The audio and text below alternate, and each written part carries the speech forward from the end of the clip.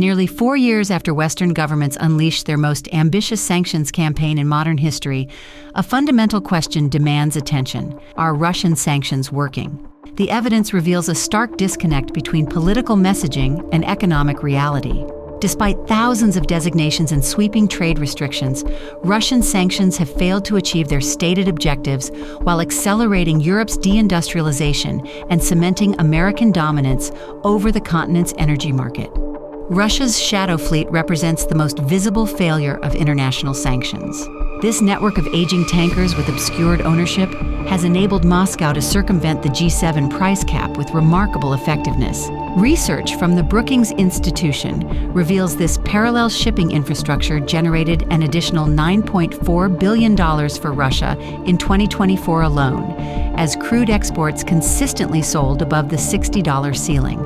Rather than disrupting Russian exports, the price cap simply pushed transactions into murkier channels, where Western oversight holds no sway. Before 2022, Russia supplied 48% of the EU's natural gas. Today, that figure stands at 12%, replaced by expensive American LNG that now accounts for nearly half of substantially increased liquefied gas imports. Europe locked itself into long-term premium contracts while Russia redirected supplies eastward. The oil situation reveals similar dysfunction. European refiners now purchase petroleum products from India and Turkey, countries that import Russian crude, refine it, and sell it back to Europe at markup. In early 2025, the EU and Turkey imported 2.4 million tons of refined products from India, with 2/3 originating from Russian crude. Europe pays more for the same oil while Moscow maintains revenue. Germany's industrial hemorrhaging demonstrates the human cost. The country lost 125,000 industrial jobs in recent weeks, reflecting years of elevated energy costs. Energy-intensive industries face structural decline, unable to compete while bearing costs their Asian rivals avoid. The enforcement of EU sanctions on Russia has exposed troubling erosions of legal principles.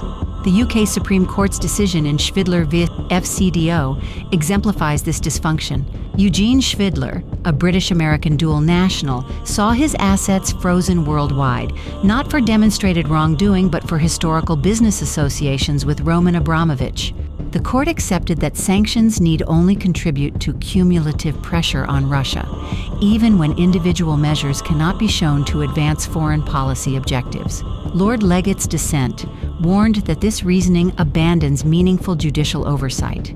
The doctrine of cumulative effect has become an all-purpose justification, allowing governments to dispense with proving that specific sanctions serve their stated purpose. In the Phi Yacht case, Transport Secretary Grant Shapps made public claims the Court of Appeal found inaccurate or misleading, yet both appellate courts upheld the detention, declaring themselves wholly unqualified to scrutinize decisions they are constitutionally obligated to review. The sanctions regime produced clear winners outside Europe. The United States secured European dependence on American LNG for decades, with companies like ExxonMobil projecting the U.S. could account for nearly 3/4 of Europe's LNG imports within years. Italy's Eni signed a 20-year supply agreement with Venture Global, while Germany's Sifi and Edison followed suit, locking in premium-priced imports. Russia deepened its economic integration with Asia. The Power of Siberia 2 pipeline agreement with China will deliver 50 billion cubic meters of gas annually when complete, securing Moscow a reliable market while providing Beijing with cheap, reliable pipeline gas. Analysts predict this infrastructure will cause a structural shock to global LNG trade, undermining the long-term contracts American exporters seek with European buyers.